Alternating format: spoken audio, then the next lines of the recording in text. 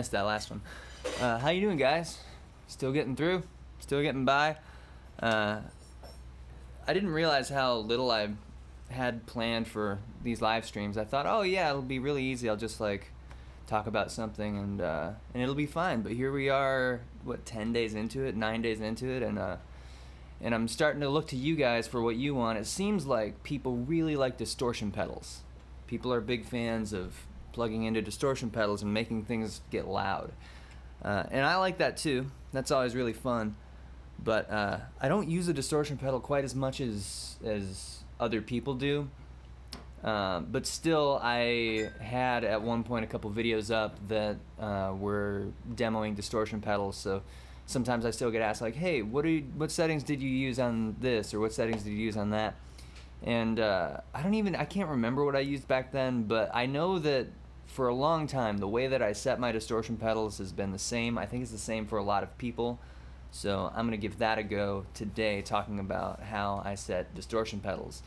It isn't as easy as the delay pedal thing. When I talked about how I set delay pedals, it was pretty foolproof because delay is just time, and you know, a slapback has a certain time, or like an eighth note gives a certain feel. But with distortion pedals, you're altering the fundamental tone in a way that is not consistent from setup to setup. Like over here, I'm playing through my Carr Slant 6V.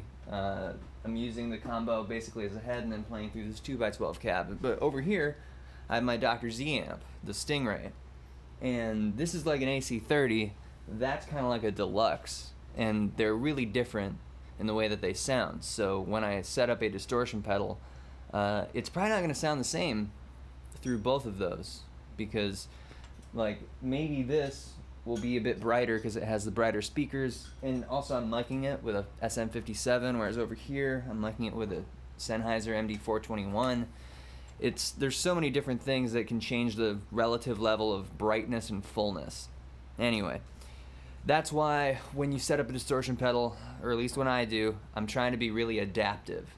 I do not set my rig around the settings of a distortion pedal. I set the distortion pedal around the rig.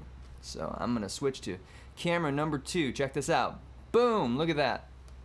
This is part of my pedal board. This is the part where I'm going to be focusing on the Timmy. The Timmy is the most versatile distortion pedal that I've ever tried. So I'm going to be setting the Timmy. Now to start out with every distortion pedal in the world, this is what I do. I start out with all knobs at noon. That's probably right around where the manufacturer designed it to sound good. So I'll hit a clean chord. I'm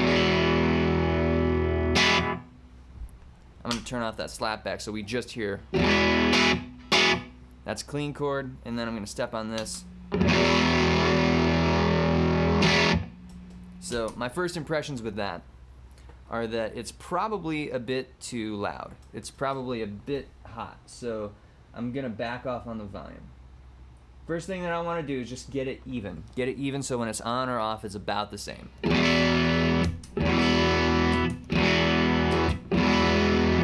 That sounds pretty good. The next thing that I will do is get the amount of gain that I like. Make sure that it's about as distorted as I'd want it to be. Let's see here if it works good for power chords. Maybe for lead.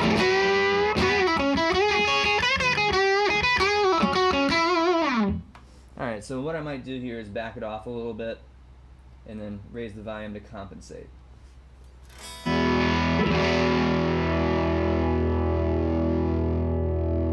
right around there.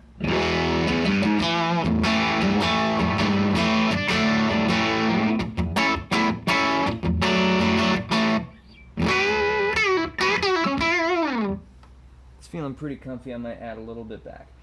The next thing that I do, now I have volume and gain set. The next thing would be tone knobs. So on every distortion pedal there is probably some kind of tone knob. It might be like a tube screamer, just a single tone knob, which only affects the highs. Or it might be bass and a treble. It might even be a bass, middle, and treble. And in this case, the main thing I'm looking for is not annoyingly harsh and not uselessly boomy. So those are the two things if you have a mid knob in there too, then that can like be how forward or how far back you want. But usually the main things that I'm listening for are just high end, low end. Is the high end too harsh and annoying? Is the low end too boomy? That's pretty much it. So I will go back here. This would be an example of if it was too boomy.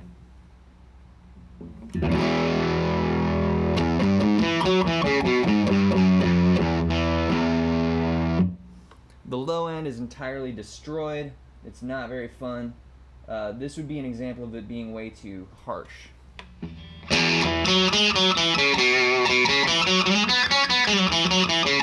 It's like nails on a chalkboard. It's like angry hornets. It's not good. So I'll set them back to noon.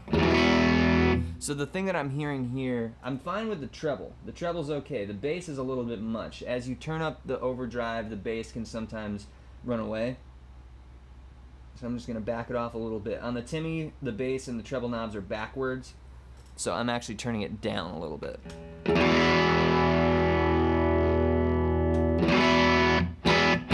Now I'm going to compare it on and off.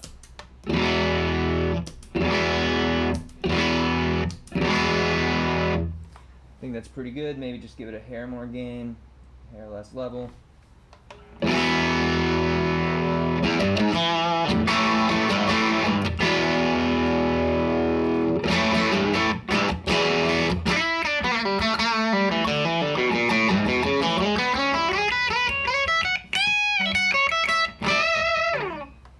I feel okay with that.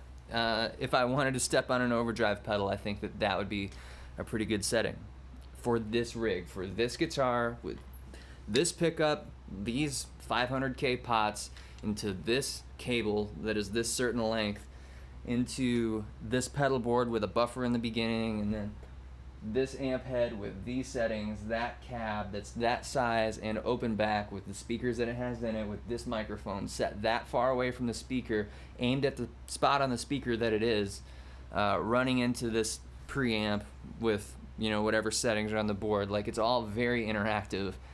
And with the rig as it is, those are the settings I would use. Are those the settings that I'll use for the rest of my life with this rig? Probably not. Things change. You know, I got to replace tubes every now and then. Even string life can probably affect the high end. So maybe if I'm playing dead strings, then I'll have that treble knob up a little bit.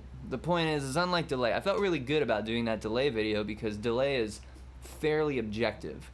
And distortion is way subjective. It is not something that is exactly one size fits all. That's why having a good distortion like the Timmy that can work at a bunch of different settings and kind of conform to your rig, that's something that's important to me to have on my board. So maybe you guys have something like that too.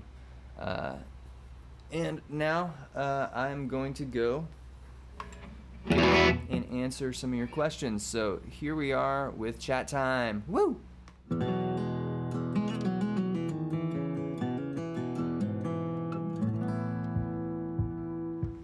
Alright, let's see what we got here. I didn't give a ton of time, and also I just did a really boring stream 2 days ago, and then yesterday was April Fool's, so I'm sure that I've betrayed your guys' trust, and not gonna have many viewers anymore. But that's okay. I'm not doing this for the viewers. I'm doing this because I need something to do. I need a reason to put on pants. I need a reason to wipe the dust off of these boots, because it's not like I'm gonna wear these in my house if you guys aren't watching. How you guys doing? GoDog1023 says dirt pedals, yes. SRV3 Fender, hello. How you doing? Wolfchild Raising, hola, love your streams. Thank you. Warren Michael Lee, Aaron Osborne, Murray Williams, Chris Powell Fishing TV. How you doing, dude? I'm doing well. Just say no to flubby tones. I agree. Just say no to flubby tones.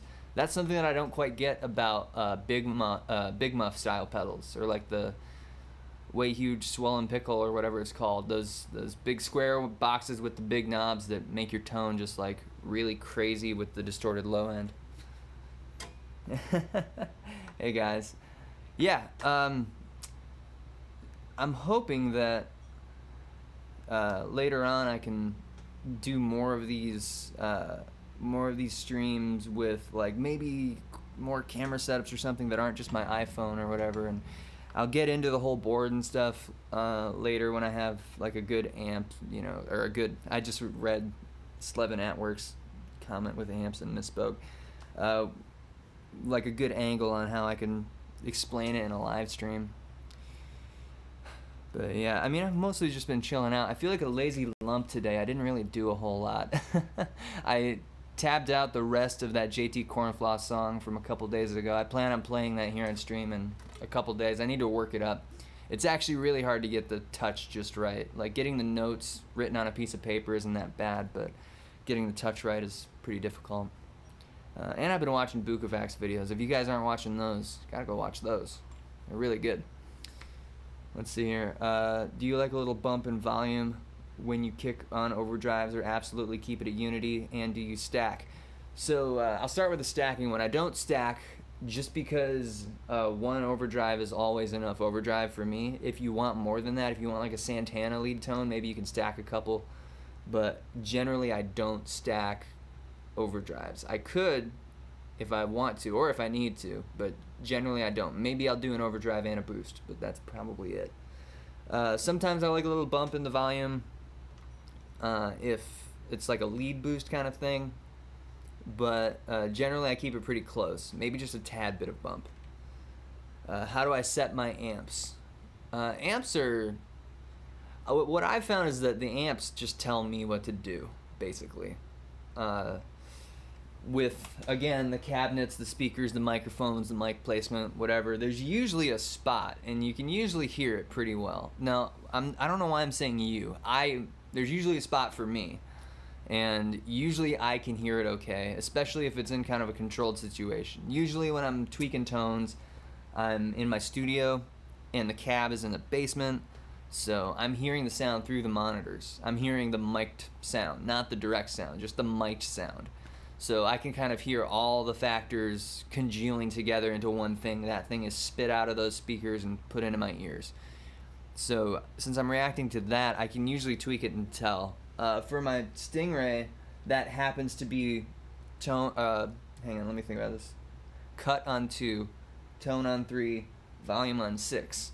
Those settings were different though, before I changed the tubes in it. So it's all up in the air. And then on the Carr, I have the volume at, there's not numbers on here, but the volume's at about 10 o'clock. And that changes if I plug my SG in. The SG is hotter, and so the volume has to go down to get the same amount of like level. But volume on about 10 o'clock, and then treble, middle, and bass are all around 11 o'clock. That's the place where I found like sounds nice to me. This is more tweakable, but generally that's what I do. That's what I'm doing right now, at least. And it's on the clean channel. There is an overdrive channel. I don't use it very much. Here, let me use that one.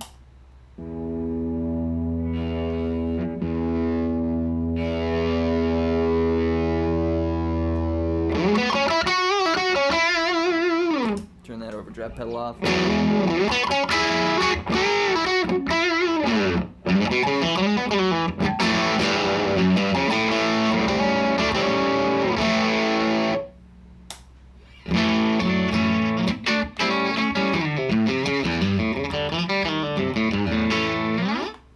The difference is the dirty channel is kind of like a Marshall. The clean channel is like a Fender Twin, and they don't share preamp circuits at all. I think they're totally separate preamp circuits. Whatever. Let's see here. Can you do a video showing us how your live stream is set up here, equipment and such? Maybe. Well, let me just do this. This would be fine.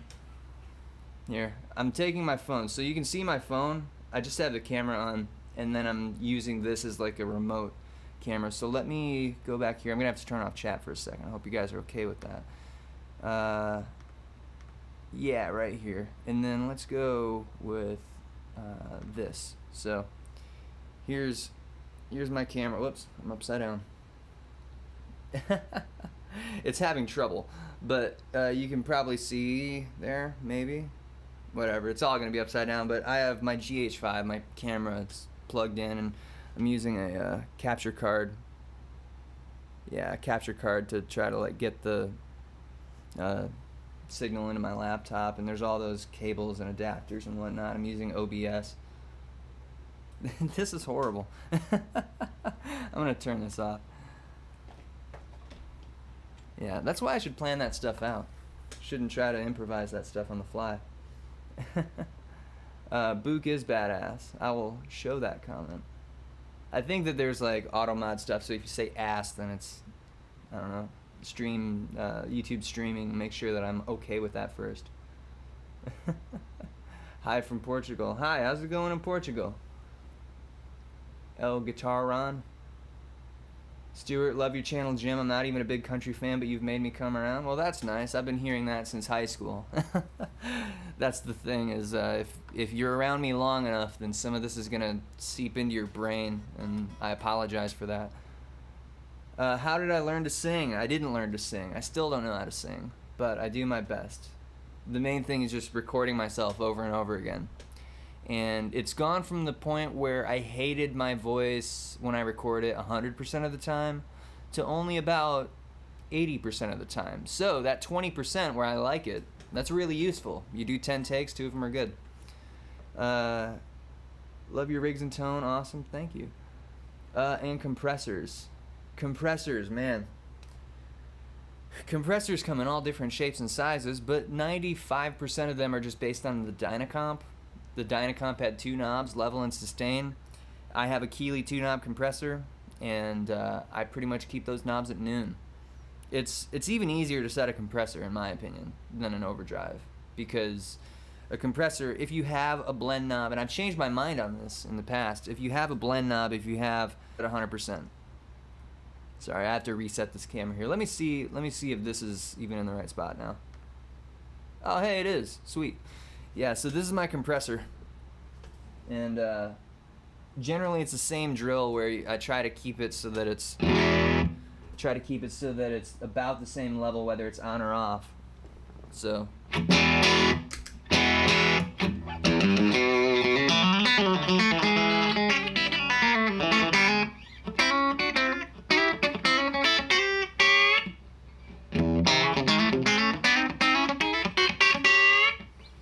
and that's no delay or anything. That seems about good where it would register as compressor sound in the mix. Like, it's a little bit much, but you don't want this. This is where it's too much sustain.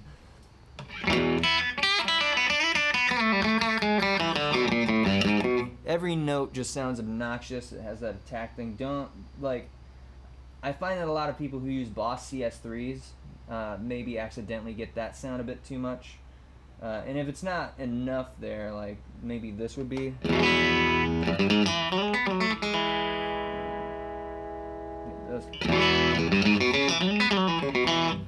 That just doesn't register as compressed to me. So it turns out, at least for this one, noon and noon.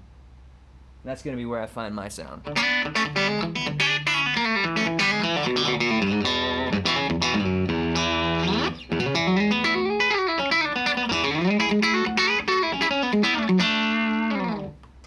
Yeah, I just tighten stuff up, kind of glues it together. It's good for chicken picking.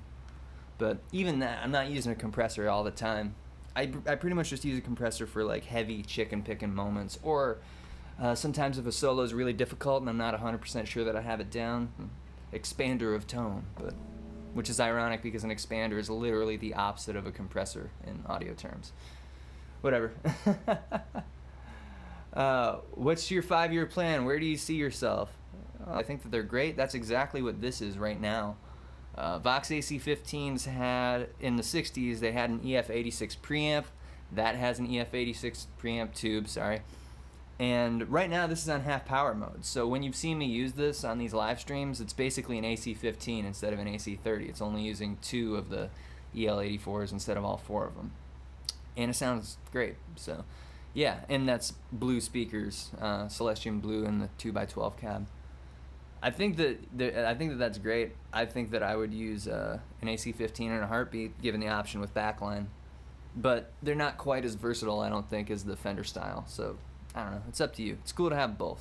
Like, I don't have any other amps other than those. They're like, all of my research went into figuring out what are the right 2 amps, and I found that one and I found that one, and so like I feel good to go.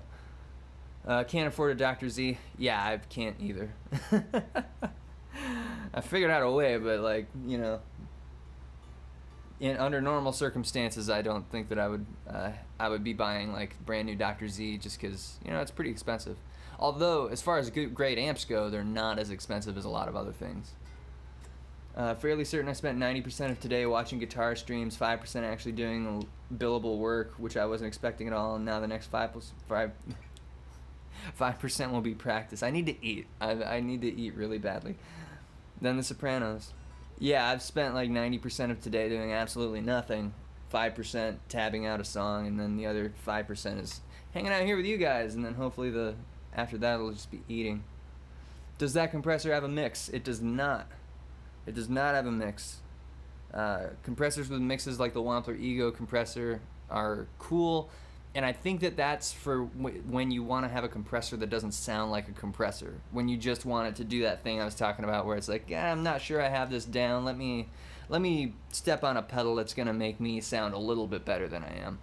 I think that that's what the compressors with the mix knobs are for. So it doesn't sound like a compressor, but it kind of brings up your lower stuff. If maybe you only get a note 70% right, then it'll bring it up to maybe 90. I think that's the idea. I'm going to take this last one, and then that'll be it. Oh, I forgot to put your guys' chat back on. I'm sorry about that. There you go. Jim, what's a good suburb area to live in around Nashville to raise a family, but you're not wealthy? Man, I don't know. That's tough. Housing prices around here are pretty crazy, at least for me. It seems crazy to me. I grew up in the middle of nowhere, but around here it's very much not the middle of nowhere. I tend to like Donaldson, but Donaldson's turning into a cool neighborhood, so I don't know what housing prices are on it, like this year, like currently. Then again, I don't know what housing prices are right now since nobody like has a job. Some people do. I know some of you guys are like nurses or doctors. Yeah. Are there any amps that you have that you use the onboard distortion? I mean, this isn't pure clean. And then neither is that one when I have it set. I usually have it set to like edge of breakup. That way I can pick soft like, and that's like no distortion. Or I can go like, and that's not exactly a clean sound, but yeah. Anyway, that's probably enough for me for today. I think that I think that I've worn out everything that I have to say on distortion pedals pretty much. Basically, get the gain to where you want, make sure that the volume knob is set so that it compensates for whatever your gain is, and then as far as the tone knobs, just try your best to make it 1, not too harsh on the high end, 2, not too flubby on the low end. That's how I get my sounds with distortion, but hey, it's like 40% this, 50% that, 10% everything else. So try to get your guitar and your amp right, and the distortion pedal should fall in line pretty well. All right, well, everybody, thank you for joining me tonight. We're all getting through this together. Thank you again. And stay inside if you can. If you're not out working because you have to, stay inside. And join me tomorrow. Watch all the other awesome guitar players' videos that they've been doing since this coronavirus stuff started. And drive safe. Watch out for deer.